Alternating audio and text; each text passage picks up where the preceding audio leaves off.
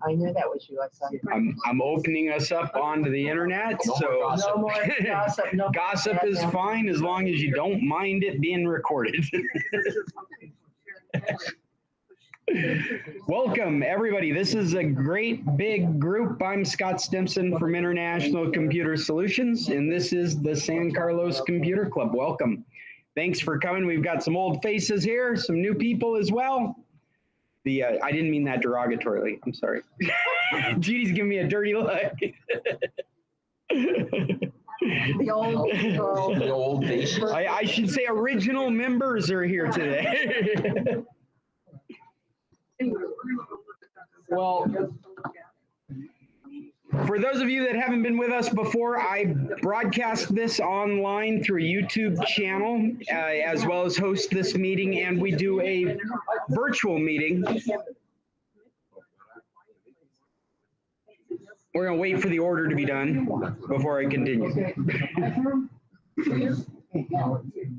Okay. Cesar, puedo también. Sí, claro. I need coffee as well so we can move forward. Yes.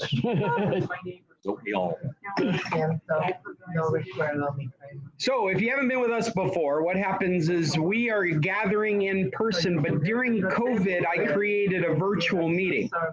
And so we invite you, if you can't be with us in person, to join us online, and you can find our meeting online through sccclub.org. So what I'm doing now is we're doing in-person meetings, is that I'll broadcast up here what people online are contributing, questions they might have, and so you can follow along.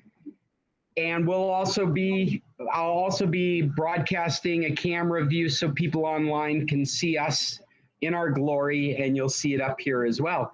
Halfway through our meeting, we kind of run out of time, and so we have to switch meets. So we have just a little pause in the middle of our meeting, and then we go back to it again. And we typically get together on Tuesdays at 10 to talk about tech topics, and I will try and provide some topics at least about a day beforehand.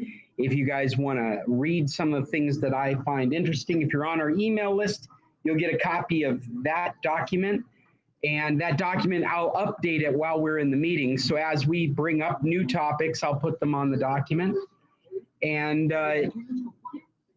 anything that we can't get to that's ended up on the document will probably end up on the document for next week. So just a quick announcement. I mentioned it last week, but I'll mention it again today. Next week, I've got to go up to Arizona, so I won't be able to do the in-person meeting next week.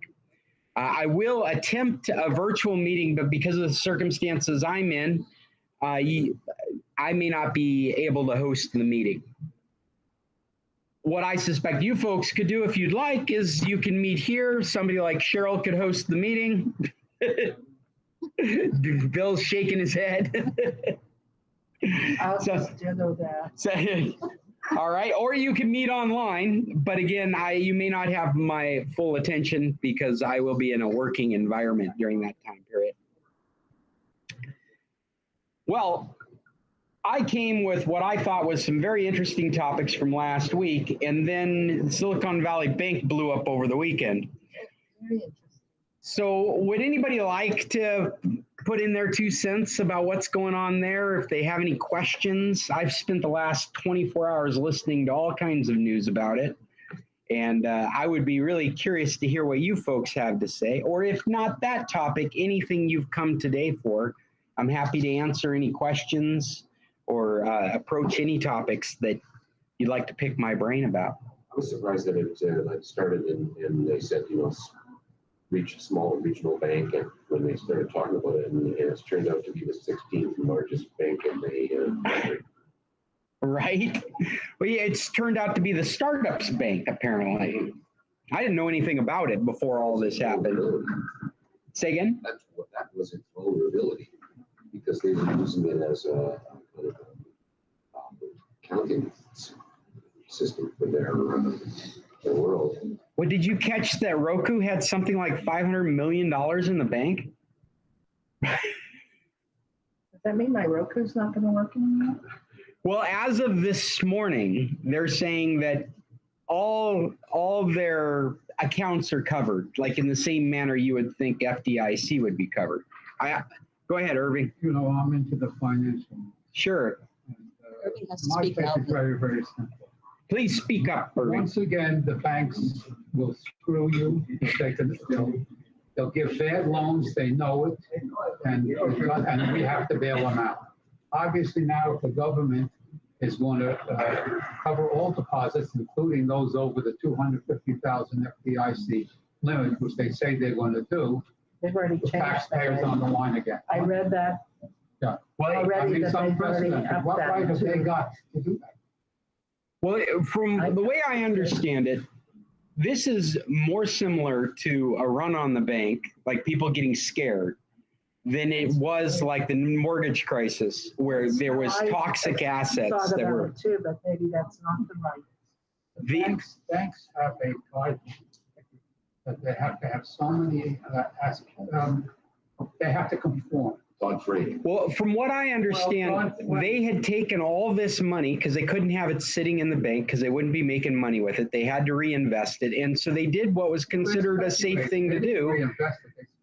They invested it in things like T-bills, And bonds. long term. But that's not an instant money. And that was the problem, was that when people started getting freaked out, they didn't have the assets to give back to the people. It wasn't that the assets weren't there, it was they were just tied up in these long-term investments. Inexcusable. I mean, I wouldn't put my money in a bond if I thought I was going to use it to buy a house, because it's not my money then, until the bond is termed out or whatever they call that. So Biden has come out saying that it's not going to cost the taxpayers any money, that the kind of insurance that they're giving to the account holders is money that's coming out of some fund that banks all have to pay into. And so that shouldn't be taxpayer money that's backing up those accounts. And the word is to leave your money there, that this has just been a scare, that there's no reason to be concerned about pulling your money out. Well, first they were saying though that if you have more than the 250,000 cap in any one institution, you should move it to other institutions. Now they've kind of said, no, you don't need to do that. We've done away with the 250,000 cap. And Chester, you've got your hand up. What was your question? I don't have any question. I just have comments that basically what the U.S. government has done is backstop all banks and backstopped all deposits, because they did it once, they'll have to do it again. And there was one company that had over $2 billion invested with this bank. And Wow, more than Roku. Wow, $2 billion. Go ahead, Chester. I'm sorry, I didn't mean to interrupt. And one of the problems is that almost all of these depositors were tech companies and new startup companies. It was a unique situation. And the government backing it up has created a very serious long-term problem. And when they say the U.S. taxpayer will not be burdened, it is not correct, in that all banks will now have to make up all of this money in the FDIC, and therefore all bank fees will have to go up over time, and that'll affect everybody. Well, that's an interesting perspective I haven't heard anyone talking about. Well, it's all over the news. Yeah, that's interesting. Well, you know, any time that they pay, they're paying without money. It's got to filter down to us, and that's it. Well, in this one case, it feels like what he was trying to do was give a boost of confidence, so that because there wasn't toxic assets, it was assets that wouldn't mature for a long period of time. So if you all of a sudden spook a lot of depositors into wanting to have their money back, they didn't have it to give back to them. Another thing that's interesting, and it's a company I used to work for, an accounting company that gave them a clean audit just 2 weeks before the bankruptcy. Oh, wow. So they got their neck way out. Well, this is a tech topic. It's not a banking topic. It's a tech topic because this became the bank for startups to go to. This would be the bank where a startup would get some venture capital and they'd get more money than they needed and they'd dump it into this bank and they'd do payrolls off of it and they would buy research and development, they'd buy facilities with it. So they would end up with a lot more money in this bank than the FDIC could cover. One more comment. Say that again, Chester? One more comment is that my understanding is almost all of these depositors were contributors to the Democratic Party. Wow. Well, take it out of computer topics again, why don't you? Going back to computer topics. The being the startup bank, one of the things that was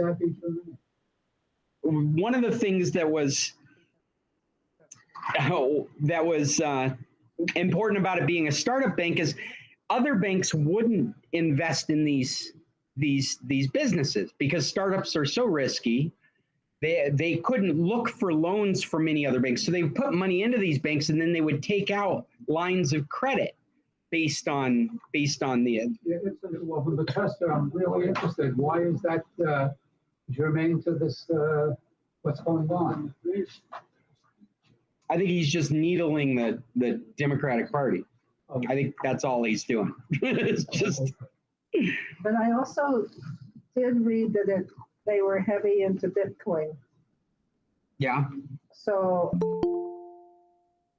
oh, come on. We've got Sid joining us. Welcome, Sid. We were just talking about Silicon Valley Bank blowing up. I don't know if he can hear us or not, but he's connected. What about that new SoFi bank that startup? I think Chester does have one very relevant point. They've done it, and so that means they're going to have to do it again. And the kind of behavior that startups have been having, this is almost like rewarding them for this bad behavior. And now what we've done is we've created an environment where more of this risk taking is going to be going on when maybe they shouldn't be taking so much risk. 12 years ago, the entire Western global economy collapsed for the same reason. Giving away money, don't secure money. Use credit. Because what happens is we keep on bailing them out. Yeah, Paul. What do you think of this cryptocurrency? I still think that it's the correct mechanism for the future. But I'm not a financial guy. He never gave financial advice. I never bought crypto myself, and I would never have made long-term investments in crypto. I just think of the mechanism of it as being where currency's going in the future. Chester, you've got your hand up again. Yes, I wanted to comment some more in that I'd like to clarify that the basic problem here is not the depositors. The depositors were parking money that they would need in the future as they began their business model.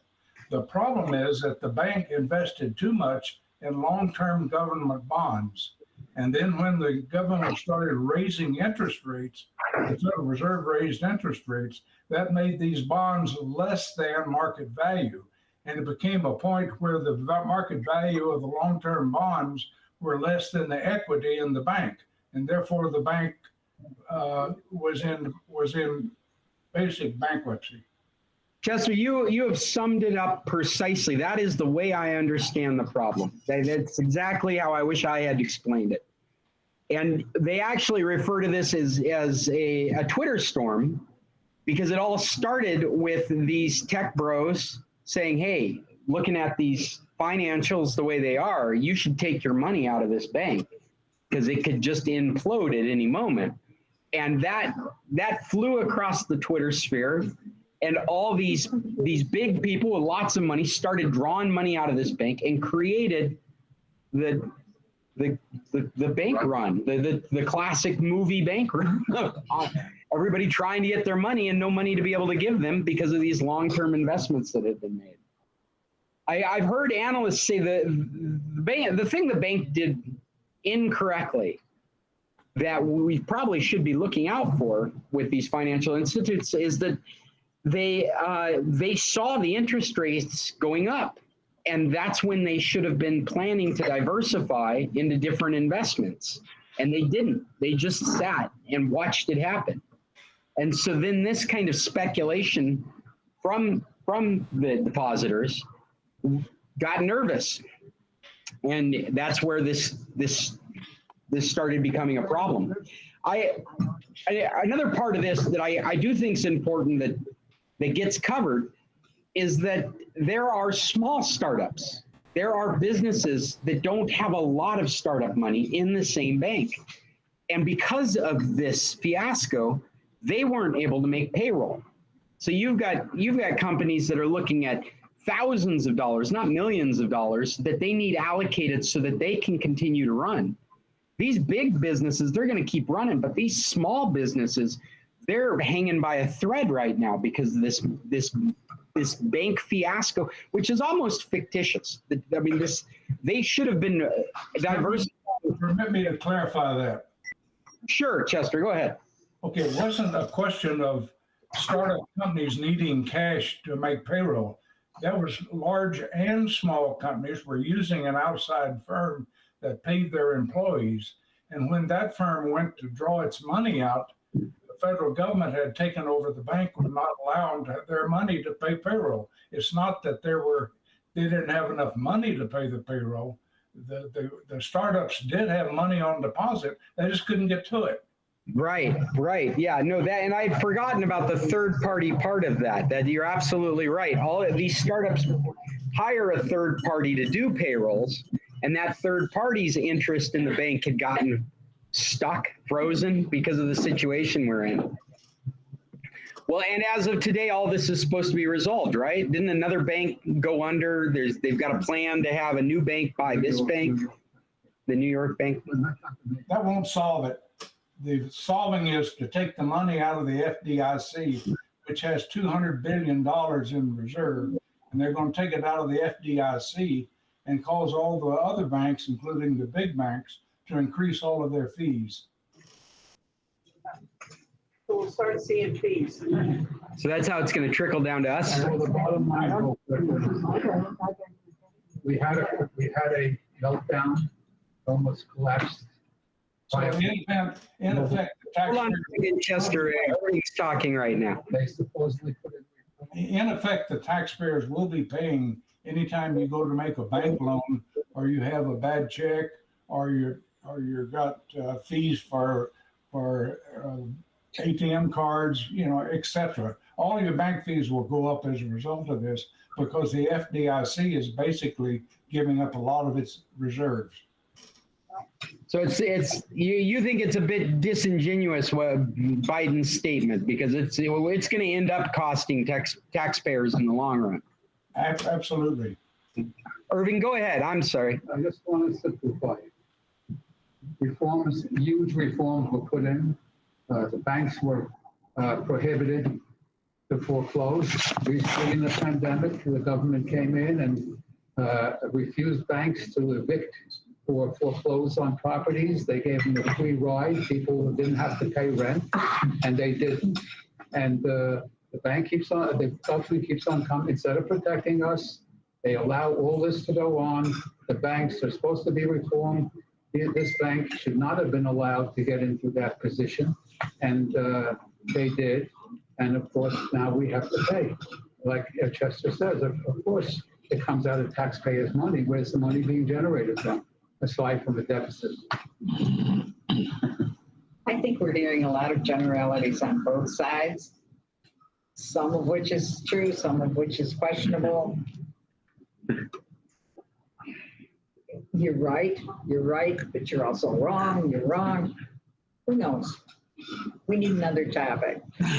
My percentage of being wrong is over 50%. I'm going on record.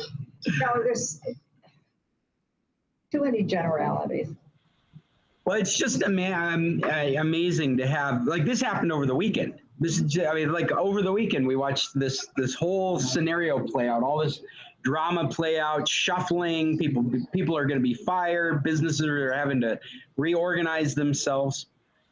And it's not very clear who's really at fault.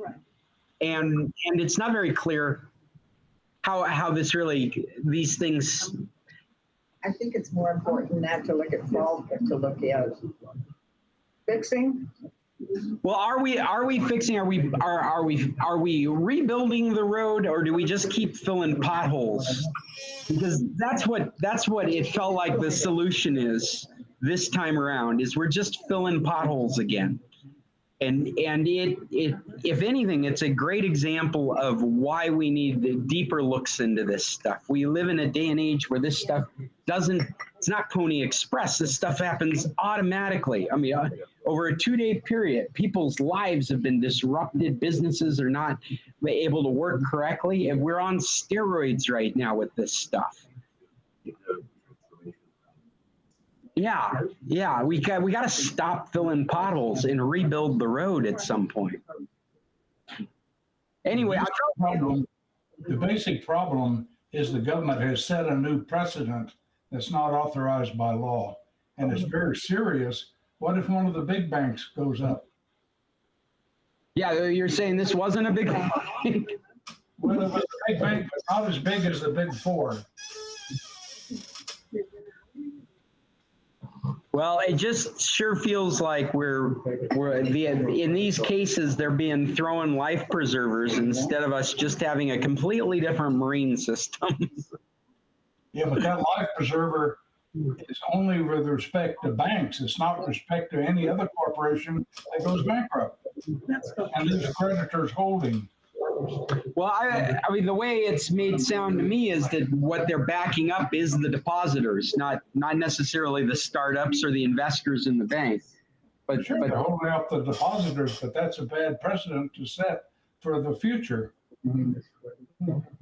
Well, that's an interesting topic as far as finances go. I wonder if it would be better form for a depositor not to put millions of dollars in one place. If they didn't change what they were going to back up, that 250 sat firm, 250,000, would you be in a better position having $1 million spread across 4 accounts? That's what every company is doing today.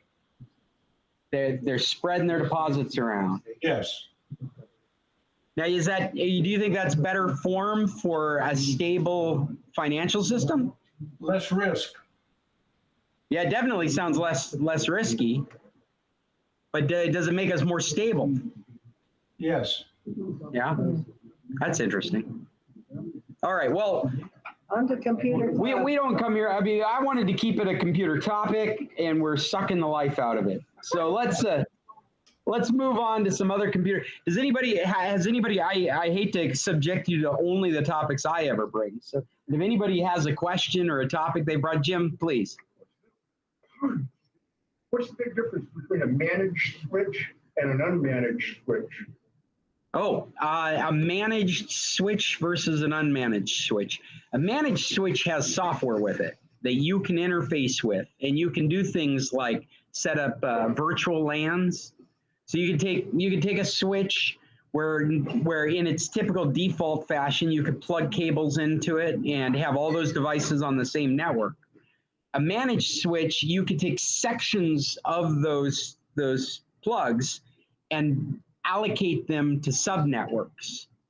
You could even like a VPN sections, so depending on what kind of managed switch it is. So you could have a managed switch on this side of your network and a managed switch on the other side of your network. Your other side of your network being geographically located across the globe. So a managed switch has a DC or whatever, so you could put in your different IP addresses? That's right. A managed switch would allow you to say that port 1 through 5 is subnet 192.168.20.1, and ports 5 through 10 are .21.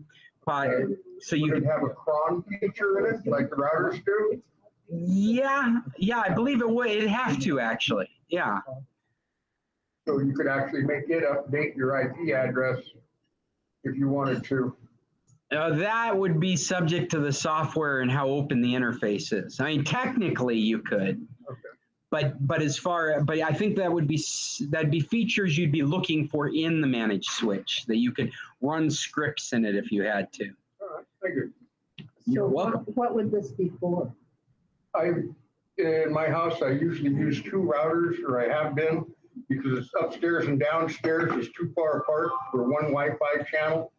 So 2 routers gives me Wi-Fi downstairs and by the pool, and Okay. the other one's for upstairs. Well, I switched to a mesh system, and now that does the whole thing.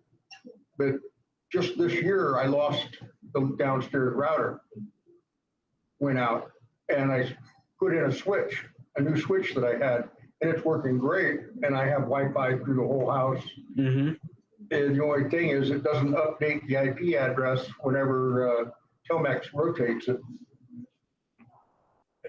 And that's important because you're doing smart DNS proxy. And that's what you need, is the ability to update with smart DNS your current IP address. Right. And you still have the Telmex modem, right? Well, I'm fiber, but yeah. Yeah.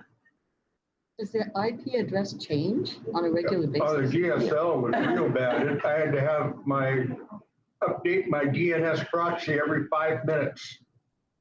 And that solved, I could go through a movie without having it change in the middle of the movie, and I didn't have any more problems. And it just does it all automatically. But does this happen with fiber? It still changes the IP address, but not as often. What happens with your consumer internet connections is that when you need to renegotiate that connection, you're going to end up with another IP address. And everything that we use of things like TV down here is dependent on whatever that address is that your internet provider gives you. If you shut off your Telmex modem and turn it back on, you're going to have a new external IP address. Okay, So but when you said regenerate, is that what you mean?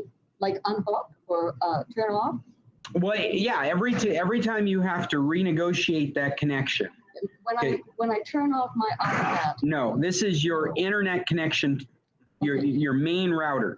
Anytime that relationship has to be renegotiated, and that's what it's called. It's called negotiation. And so both sides are determining what speed you can go and what protocol you're going to talk to. Every time that, when you can see this on your Telmex modem, you'll see the DSL light flashing while it's negotiating. When it goes solid, it's negotiated.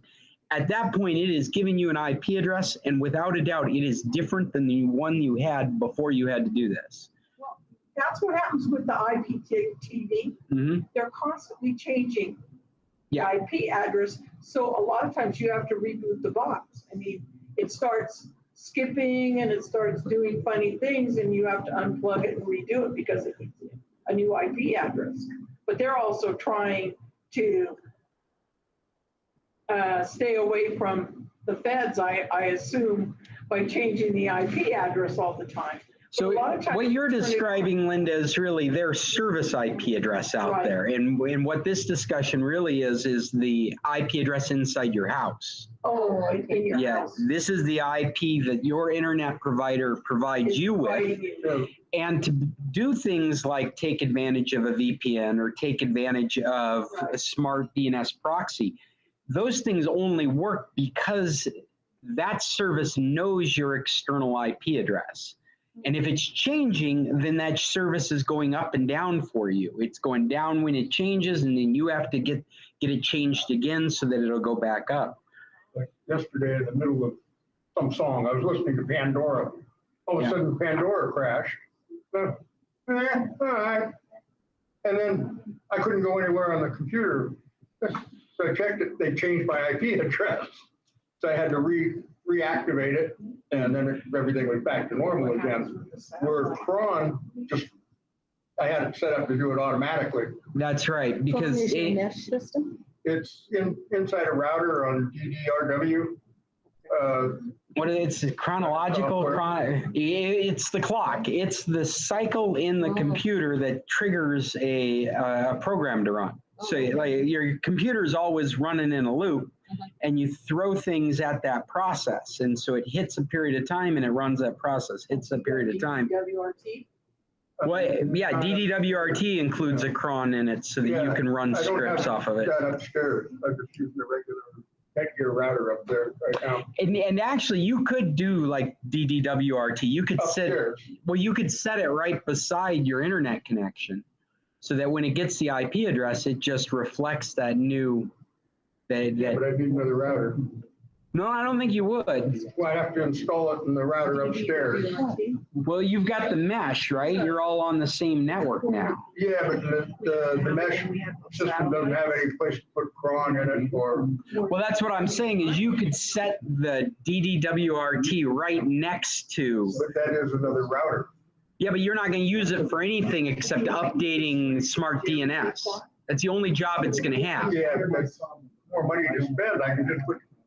I just flashed my router upstairs. I was just wondering about the switches. Yeah, I don't think that the managed switch would give you what you're looking for, Okay. but I do think that any computer would give you what you're looking for, and that includes an old Linksys router that's running cron. You could put the script in there. You could connect it to one of the ports on your fiber optic router, so it's not even part of your network, but it's updating smart DNS proxy with the correct external IP address. So just add cron into a computer. Yeah, that would do it too. As long as it can see your external IP address and register that with smart DNS. I'll look into that. Yeah. But again, I'm confused. Why is your fiber optic router having to be rebooted? I don't get it. Every so often, Telmex just rotates their IP address. It's the nature of having these consumer But it doesn't happen. internet connections. Knock on wood, but it doesn't happen to me. If you lost power and you powered back up, you would lose it. Different. Well, that's what we're talking about. We're talking about all these No, That's circumstances. turning it off. That's turning it off. Well, That I understand. what if you're losing power a dozen times over a week? Well, that's different. No, that's Mexico. No. That's not what he's talking about. That's exactly what he's talking about. He's talking about. I'm sorry. Forgive me. Metaphorically, that's exactly what he's saying. He's talking about any instances that would result in you having to renegotiate that connection. And so renegotiating. Other than a power outage. Well, it could be that they're doing maintenance on their side. It could be you're going through a month of period of time where they're having to restart their systems. And so by every time you pay your phone bill, it changes the IP address on my fiber. I guess the point is there's dozens of different reasons that you might end up getting your IP address. This is how you prevent it disrupting the way you're using your system. And in this case, Jim is relying on smart DNS proxy to bring content to him as though he's in the United States, and that is solely dependent on that IP address. And if you're experiencing an environment where that IP address is changing, that becomes very frustrating because you're always having to re-register the new IP. Well, I do understand all that regarding the regular Telmex internet. I truly don't really understand it regarding fiber optics. Well, it's because, I mean, like you're experiencing, because you've come from Loma Del Mar, That's right. you're experiencing stable internet for the first time Ever. in San Carlos. And so you can't even imagine what that would be like. Exactly. But the fiber optic, the system that provides you with internet doesn't care that it's across fiber or DSL, or if we went back to dial-up. It's the same system. And that system has a pool of IP addresses that it allocates out to people. And every time this negotiation happens, it pulls one of those free IPs from the pool and it gives it to that person connecting. And you don't have to lose your internet for it to happen. It can Yeah. just, it's just there all of a sudden. Okay. Again, there's dozens of reasons it might happen. The real trick here is to circumvent any problems because of that happening. Hasn't happened with AT&T. It happens with all internet providers. So AT&T, we were talking this morning about paying for or getting a hotspot on your phone. Is that one IP address or is that the same kind of thing? It is one IP address, but it's a random IP address from a pool of IP addresses that AT&T has ready to allocate to you. I mean, it's amazing to put this much conversation into this because 5 years ago, 10 years ago, this was a really important conversation. 5 years from now, we won't talk about this stuff anymore. And the reason is because we should have switched over to IPv6 by now. And the only reason we have pools of IPs to allocate is because we ran out of IP addresses years ago.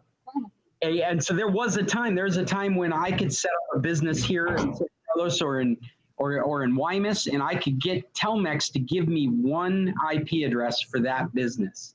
And it would never change. It was called a static IP address. And I could roll on the internet, I could disconnect, reconnect, whatever it was. I always had the same IP. There was a time when you could purchase a dozen of these static IP addresses, so you could use them throughout your organization. We're long past that now. Those are very expensive contracts to get because those are scarce resources in the old world of IP version 4 IP addresses. But we should be living in IP version 6 simply because it's been around since about the time I graduated university, and nobody has adopted to it quickly. The equipment has come out. All our equipment supports it now, and still we've got all these systems. Smart DNS proxy won't work correctly if you're only on IVP6. You need to be on IVP4 for their system to work. IVP6 has enough addresses. I've heard computer science talk about how you could put an IP address on every leaf of every tree in the world. That's how many IPv6 addresses there are. It's one of the things that makes it realistic to get a G5 hotspot for your house and not have to have an internal network, because they can give every device in your house its own specific IP address. It wouldn't be surprising to me in the future if you could lease an IP6 address the same way you have a very unique identifier number for your cell phone, so that number would never change. You have bought that address because they're amply available. But we've been just getting dragged into this IPv6 world. The tech people, the industry, the consumers, the providers, nobody has wanted to move to IVP6. Now I'm speculating, but I suspect it's because we're dumb. I think that the majority of us are dumb, and that we don't see. I honestly believe this. And I learn this about myself all the time. I'm writing lots of programs right now because I've got a different style of job I'm doing. And it's amazing how quickly I can forget what I just did. You set it all up, you spend weeks writing it, it works perfect, you set it aside, 24 hours later, you don't know how it works. I think that's how humans are. And I think people are afraid to reconfigure equipment. I think people are afraid to change the way that systems that are already working are working. And so that's how we've led to this. But we need. So you say dumb, I just say old. It's because we're all getting old? No, I think we're dumb. We have very quickly exceeded the capacity of the majority of the people out there, the ones that are working in tech and the ones that aren't, the ones that have to work with tech and they have to set it up. I think it's incredible what we're able to do. And I don't think any one person is ready to take on the responsibility of trying to make an old system work with a new system when it's already working. All they want is an answer that allows them to use it the way they've always used it. How would you define IP6?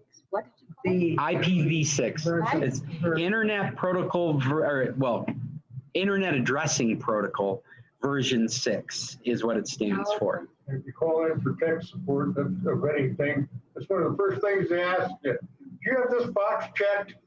Uncheck it. This is with Smart DNS Proxy. Yeah. And it's because Smart DNS Proxy does not work under IVP6. It only works with these old IP addresses. But you said all of our equipment is capable of working with the new. Absolutely. Yeah. And I've had strange experiences now because some of this stuff is turned on by default. And so you go to help somebody with something with Smart DNS Proxy and you can't find it. It keeps going around it. It keeps going around. And undoubtedly I get in and I find out, oh, we've got IPv6 running on this by default. We need to turn this off. Smart DNS Proxy is probably a great example. I mean, I'm not literally calling them dumb, but just this thing of us exceeding our capacities with technology. They do not have an IPv6 solution yet. They've been around forever. How long have you been using Smart DNS Proxy? It's 10 years? About 8, 10 years. Yeah, they've had plenty of time to come up with an IPv6 solution. They have not done it. They have no solution in place. So under Wi-Fi settings, I have the option to limit IP address tracking. That wouldn't have anything to do with No. the IP thing. So configure IP. Are you Automatic. reading off settings from your Yes. from your iPad? Configure IP. Yeah. Automatic. Mm-hmm. That's the way you want your iPad to That's be. how I want it to be. Yeah. And if you're using Smart DNS Proxy and you don't have it set up as a Automatic configure. no, as your DNS in that device, Okay. then you'd need to turn off IPv6 so you could take advantage of it. There's typically some. Oh, IPv6 address. Yeah. Under that, I have I have 2 addresses. Yeah. Cool. And they look completely different. They start with the first 4 numbers the same, 6 numbers the same, 7 numbers, whatever. But that's Tequila's Wi-Fi. Yeah. Huh.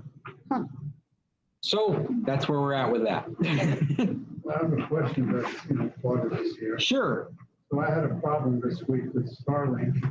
I'm wired, hardwired with Ethernet, and they stopped working, so I checked it and I didn't have an IP address.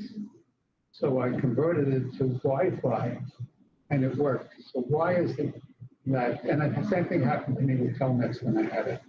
Why is it that the internet will not work through the hardwire, but yet the Wi-Fi still works?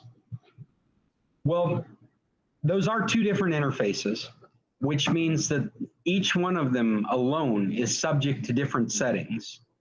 So without looking at it, you would check the easy things first. You'd make sure that you don't have a static IP set on that cable interface. You'd make sure that there's a DNS server on the other end of that cable, because a router could be running DNS, or I'm sorry, I said DNS, DHCP. It could be that the DHCP server is only running across the Wi-Fi. It could be that that plug that you're plugging into has been set up to be used in a different manner. But because they're 2 different interfaces, That's the answer. 2 different interfaces. Yeah, you're looking for a reason that other interface wouldn't be working correctly. And it's probably down for whatever it works. It's probably down on the other end. Well, and it's possible that it's been set up so that it's not supposed to be used for WAN traffic. It may. So I've been using it for months. But you said that it wasn't working. It stopped. It stopped working. Stopped working. So maybe it's a cable problem. Okay. Yeah. If it's down here, it could very well be a cable. The humidity on the connections. I Yeah. can change the cable. Yeah, you always try and do the easy stuff first, and the cable is the easiest thing to check. Just run a different cable and see if you get a different result. Another thing that's a really easy thing to check, if you've got another computer, plug the other computer into it, and see if it's able to use the cable. What you've done then is you've diagnosed the cable's either good or bad. If it's good, then you've diagnosed the computer's either good or bad. Yeah. Have we got any other? Yeah, I see a hand up there. Yes. Okay. Since I met you, we moved to Payson. So we're up to nice area. Very nice. 5,000 feet. All It right. gets cold and it freezes in the winter. So we like it down here. Yeah, the thing is I bought one of these Nest thermostats. So it's controlled by, can be controlled by your phone. Nest thermostat is from Google. Now, Google bought Nest. Yeah, okay. And so it's a smart home. It's an Internet of Things device that you can It's access. great. And I have changed a different internet provider to get something stable. But the concern was, I thought, well, it would come down and maybe I need to do something because if I have to reboot my computer, my router, we're down here. So I did buy one of these switches that with a remote control of 300 feet, 500 feet of long distance. But of course, I didn't go to the neighbors and give them the switch. Is there any way I can remotely reboot my modem without that remote switch? I'm not sure what the remote switch is, but is the question, can you reboot your router? Yeah, that's The unfortunate thing is if your router's off the internet, yeah. then you need another connection to access it to make any changes. And in a business like one of these maquilas, we would intentionally hire another link in case one would go down and we still needed to get into the device. Back in the day, that was a dial-up link. So you could make a long distance call from the United States to Mexico and get into that device and find out why it's not working. You could double up on your internet, which would allow you 2 different accesses to that device. If it's a kind of problem that you need to periodically reboot your router, then you might look for a router that allows you to do that you could set a time and when it would reboot, like every 24 hours or every 7 days. Yeah. And I don't want to depend on my neighbor. I'm not saying get that remote switch. Because right now, the furnace is set at say 54 degrees. So no matter what happens, it's not going to go below. But I could also lose electricity in the house and not know it. right. The way I've got it set up is I can go online. It's 57 degrees. It's set, but the temperature is 58 in the house or whatever. Why? I'm curious. Why is rebooting the router fixing the problem? I mean, that in itself might be the thing to be looking into is. Are you running the Nest with a computer, not a phone? Neither should matter. It's This is my Wi-Fi. No, I'm talking about the Nest. but is the Nest losing connection to the Wi-Fi? Because right now I don't have Wi-Fi in the house, or the Nest is gone bad. Either way, if it were, my neighbors had a problem a couple of years ago. He was gone for 3 months. He had water running out of his living room window. So that wasn't too good. So why aren't you running the Nest off your phone? Well, why not? Well, Because most of these. But Linda, I think that's here nor there for this discussion. It doesn't really matter how it's administered. The problem is that he's losing connection to the Nest. If you have it on your phone, you're going to be able to control it better. No, but not if For it's, instance, I have all my lights and everything at my house in Green Valley on my phone. Well, mine's on the phone too. Not if you lose Wi-Fi. right. But there's no Green Valley. Wi-Fi in the Right. house. Who's your Wi-Fi provider? Yeah, I guess that's the point. And did they say that they Would they boot the router for They you? can't do it. They can't do it remotely. They cannot send a Okay. to it. I have a vacuum cleaner. They can't reboot it remotely. But they could send a, Have you got it set up so you can see whether you're connected, or are you losing connection from here? Because Yeah. from here, And it worked before. It worked very well. So I came to depend on it. yeah. Because I don't even want to go further, you know, but right now I can be up in Payson and I can look at my house down here and everything. Yeah, I think you've got a couple of things to discover there. It's not clear why you'd be losing access to the Nest, and you might require somebody being in the house to watch what's happening. Like all of a sudden Wi-Fi goes down, well, that's the reason Nest isn't working. But if your internet connection out to the real world has gone down, your Wi-Fi would still be up. And so the problem you'd be solving is, why is your internet to the rest of the world going down? Well,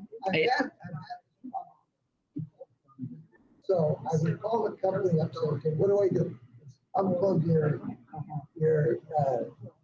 Your router. router. Yeah. Okay, and it would work. So if that kind of problem can be, I mean, you could, if that was really the solution, you could even do some crazy stuff I've seen before. You get one of those garden timers. That's what Bill uses. okay.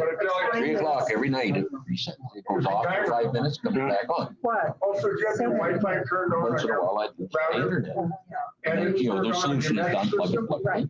So it's just on a little timer. You said you had a Power mesh goes system, off for 5 minutes, comes back and on. you have Wi-Fi turned on your router? or your- And those are reasonably priced. They're used for sprinkler I've systems. got many of them. Yeah. Oh, yeah. But you want to use one of the little mechanical ones. Right. It doesn't matter. Yeah. If the power goes off, it'll switch to whatever time it goes. But mine's set for 3 o'clock at night. We were having the So same problem. then it will, because it's on the timer, it cuts the electricity. Yeah, it just shuts the router off for 5 minutes. And then back It comes back on. So explain. How are you guys doing? Do you have any I questions think today? Paul is having the same. Okay. Mine's just on a timer. All right. It goes off every night at 3 o'clock. I'm glad we can be entertaining. The power to the router goes off. Yeah. See, I got Then my- you don't need buttons, you don't need AV. Because we were doing the same thing. We left home, we were, 3 months we were gone. It kept losing. Not all the time. That's, yeah, you're talking about like doing all your TV through devices on it, and they're all. Yeah, that seems like the way that you should be doing things So I around had to here. get my son. You don't want to mess with dishes, and we don't have like a collection of HD TV that you could get. And sometimes. Oh, okay. Power thing, it won't connect. It just, I don't know how long. Right there. And I have an echo device there that would Well, giving me trouble. It would. I'm not sure what your situation is there. Fiber optics allows you the potential of having a better presentation. Whether you're getting it or not is completely up to the environment you're in. There's something going on because.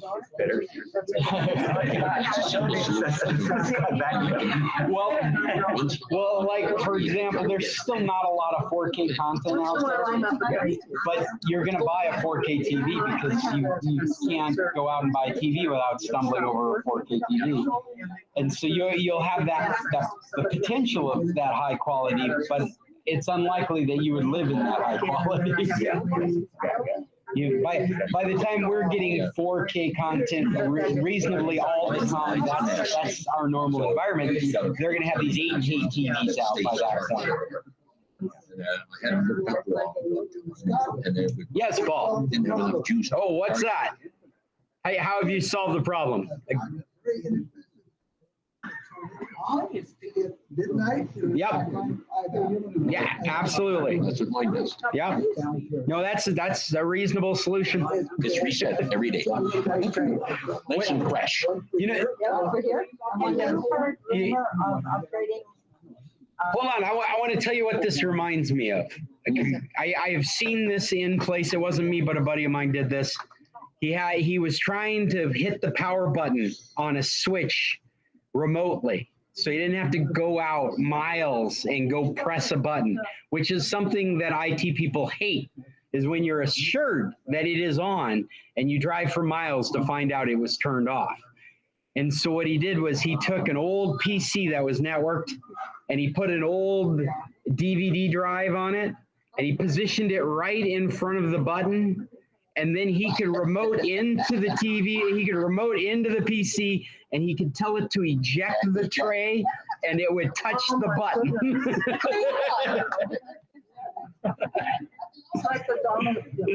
Well, I could do the same with my vacuum cleaner. There you go. Oh, the robot, yeah. No, you need to unplug your robot. But battery originally, when you're I was gone. gonna put one of those smart plugs on the. Oh yeah, but if you don't have internet, that doesn't work You for turn it you. off, then you can't turn it back on. That's right. I didn't do that, but Hey, for you, those of you out in the virtual meeting, I am switching over to the new meeting because we've only got 2 minutes left. So I'm gonna set it up right now. Chester, Sid, Jim, you took off. I hope you come back. But we're moving over. the only thing, put it on. Yes. Oh boy, there's so much of that. It's interesting. It gets hot. Yes. And they're back. Okay. Ray, what was the comment you wanted to make or question you had?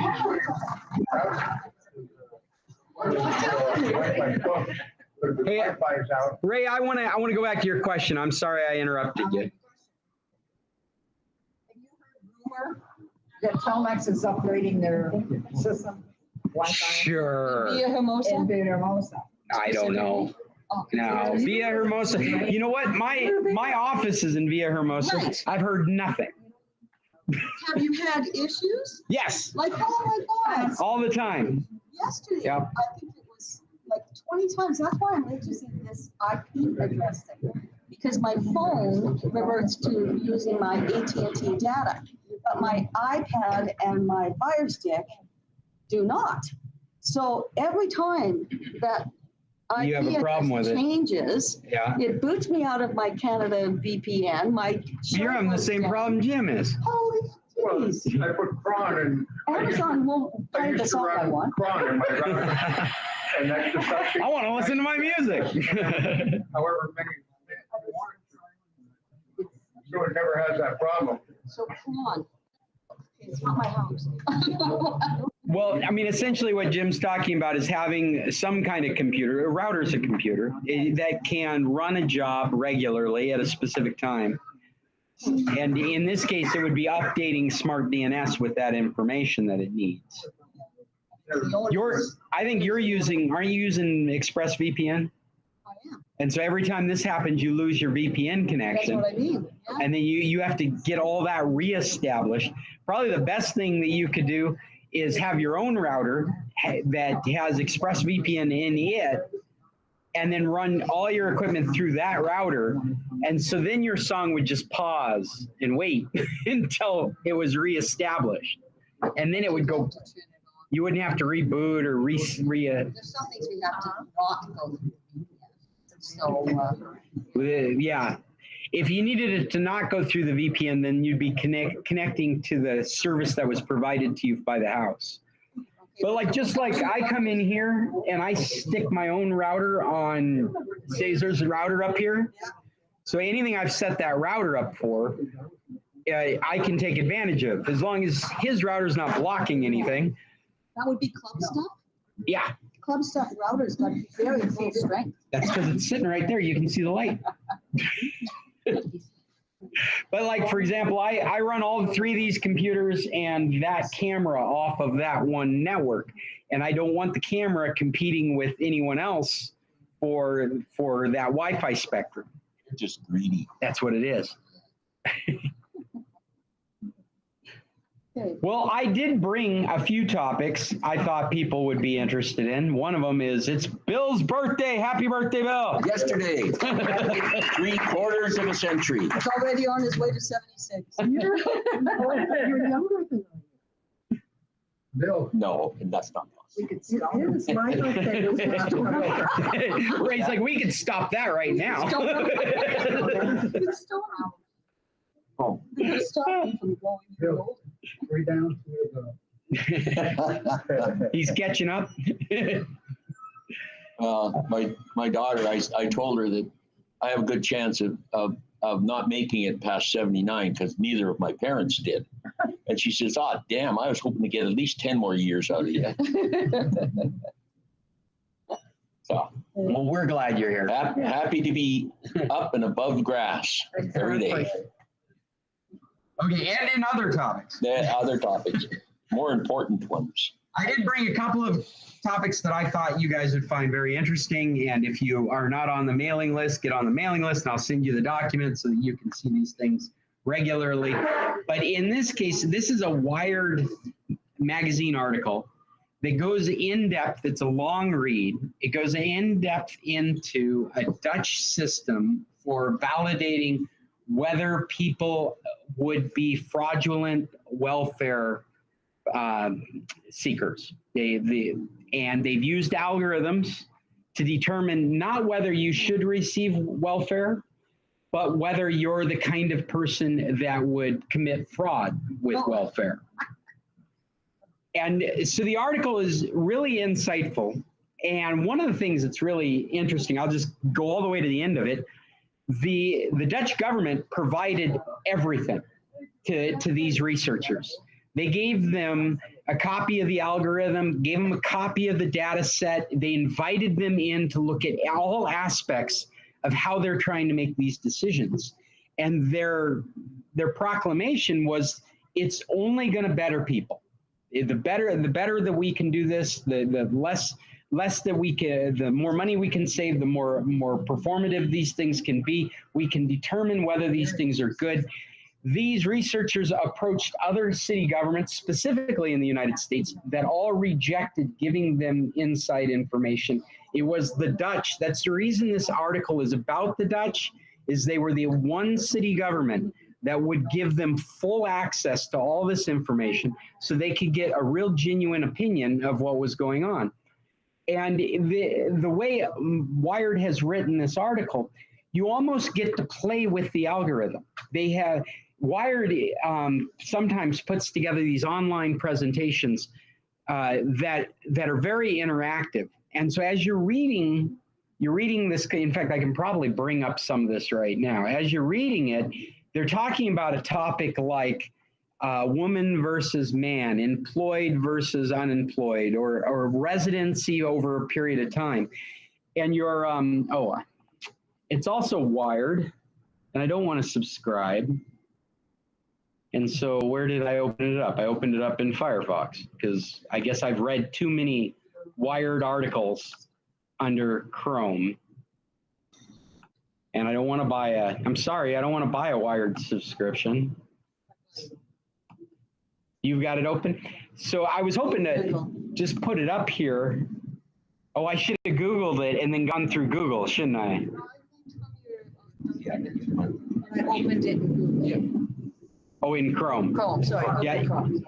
Well, you know how all these publishers work. If you get so many free shots, and then after that, they're like, you should get a subscription. Well, my crossword puzzle has done the same thing, and they've limited me to like 4 days of crossword puzzle. So this article is called Inside the Suspicious Machine, and it'll be popping up in a moment.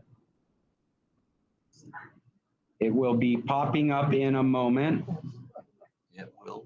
So it gives you a decreased risk of being fraudulent and an increased risk based on age, based on parenting, or if you're a parent or a non-parent, men, women, strong Dutch skills and weak Dutch skills. So There you go. because of that. So those are the factors it uses, and it determines.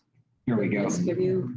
So what the, So if you were really trying to be fraudulent, you would just answer those questions.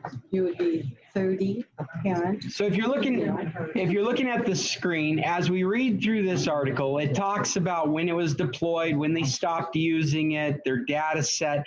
But as you get deeper down, they've done is they have created a fictitious person called Sarah. And this is more than just a chart. This is a chart that updates itself as you're going through the points. And as you get deeper into this, if you can see on the screen behind me, it reveals all the different stats that might be used to make the determination. And as you get deeper into the article, you can make the determination. Here's another fictitious person and the kinds of things that would affect their score, their liability risk. I want to get all the way down here. It's showing the difference. What they've done is this Becoming Sarah section is taking all the attributes of a potential frauder that's a male who has less risk and changing it into a female and showing how the risk raises. Not that any of this is true, but this is actually an algorithm that is gender biased. It's racist. And it's showing how just a few changes, I think it's 5 data sets, had to change before it showed somebody as being fraudulent. As I get down here, you can see this is a long read here. This is what I wanted to show. Here's toggle switches for some of these, and you can watch as it changes the risk value. The risk value, the higher the risk, indicates the more likelihood of being investigated for fraud.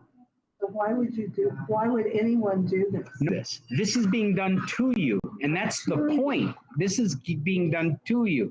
You're a Dutch citizen that is asked for welfare because of whatever situation you're in, and all these characteristics get put into this machine. These characteristics is choosing those characteristics arbitrarily. Yes. They are subjectively putting you through interviews, asking you questions, and filling out the machine. And then the machine is determining your whether you need to be investigated. Yeah, whether you are a potential frauder. And what these researchers have found is that it is racist and it's biased, it's sexist. Offensive is good. It is a great read. It's very long, but it gives you some real insight. We're going to deal with more of these, not less. This is the direction we're going. And when I talk about I'm ready for the robots to take over, I hope we've got this sorted out before that happens. Because this is definitely why you want people involved in the process. They did say that the results weren't all that great. Yeah, even the Dutch government was pretty disappointed with the results they were getting from it. They were investigating. So they were obviously investigating the wrong people. This algorithm and random selection was catching as many fraudsters. Right. I think that's Mike, see you next week. Yeah. What's that? Judy, he's not meeting yet. Sounds great. Do you want to come in with him? Yeah. Say that again, Irving. I'm sorry. It sounds great, but it didn't do any better than without it. Right. So Yeah. That's pretty. And to begin with, I kind of felt like it was the wrong tone. You're like trying to determine who's going to be, when maybe the algorithm just should have been focusing on who would benefit the most from welfare. Like maybe that should be the area they should be focusing their algorithms in, not so much who would take advantage of the system in the most polite terms for malicious behavior. That's right, because I don't know how it is in most places, but in Canada, it's either you're on or you're off. So that somebody who needs a little bit of help gets the same amount as somebody who needs a lot of help. Okay. Because you're just either you're on or you're off. And I've known people who wanted to have a job in a government-supported program, and in order to get their application in, they had to make application for welfare, and got the job. So they earned money, but they also got welfare. That's interesting. My cousin just recently went through that. He had a heart issue, and he had no health care. And Oregon has health care, welfare health care. And he is working a part-time job. He had to quit to qualify for the welfare. There's no way. They claw it back. If they'll give you welfare, but they subtract the amount that you have on your job. It's for healthcare. No, in this case, I'm talking about my cousin's experience in Oregon. In contrast to what you're describing, is he had to get the job and to qualify for welfare. My cousin had to quit his job so that he would qualify for the health care he didn't have when he was working. And that's a United States, that's an Oregon thing. That's not a U.S. thing. The only thing U.S. about that is each state is doing their own thing. It is complicated when you try to make these algorithms, because it could be that you could make an algorithm that would say, okay, this person deserves, $50 a month or whatever, and this person should get $450 a month and get through that algorithm. But instead, it's just saying who we're going to harass to see if they're breaking the rules. I mean, yeah. In this case, they were looking at things like, is Dutch your native language? Do you feel like you speak Dutch? Correct. That sounds to me like a proxy for what ethnicity you are. The number of people you live with, the area of town you live in, these all seem like proxies for determining race and and just gender bumping up. And what they discovered in this as well is if you went down the side, I'm a woman, you've got a whole different, these things are made by things called decision trees. If you read this article, they'll talk about decision trees, which I haven't actually talked about since I was in university. But there's these trees of decisions that are made, yes or no questions. Everything gets narrowed down into yes or no questions. And when you answer the question of gender, you get brought down a completely different arm of questions than you do if you're a woman versus a male. And I don't know, I don't know where to go with that except for, wow, what an insightful, I think the researchers were really lucky that the Dutch were so willing to share all this information to give us all kind of this bird's eye view of what's happening. Well, if you learn something from it, is it wasted? The idea is a good one, but it's got to be defined to really try to catch the fraudulent. Well, if that's your goal, yeah. If the goal is to find fraudsters versus, I mean, I kind of feel like your goal should be helping the people that need help. So if you're going to spend computer power and logarithmic energy, you should be determining who could benefit the most from some help. States, we're helping many more people. Huge amount of people that don't need help should get that. And I'm reasonably sure in my mind that a large percentage is fraud. And I think that the welfare system, of course, I think that everybody would agree, missed its original intention, where it's now so many generations of people living on welfare that it's gotten out of hand. So the next topic is about mushrooms? Yes. See, this is why I wanted to get to my topic.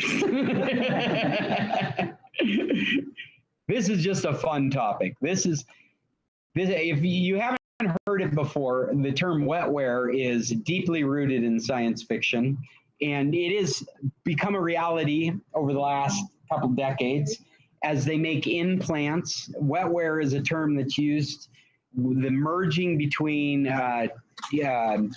technology, as we understand it, electronics, silicon, wires, and with organic material. And this is an article talking about how they have been able to emulate a number of components that a computer uses through mushrooms, through an organic substance. And they've actually, I don't know, this picture, I looked on the internet to try and get a picture of the technology they're using. This has got to be a bullshit picture. There's nothing about that. Yeah, that is just got to be made up for this article. And I found a bunch of pictures that looked to me like it was made up. But what they are stating is that they are able to, it's not as fast as electronics, but they are able to store charges and transfer charges and build data structures in this organic material that they've been growing. Basically, they're mushrooms.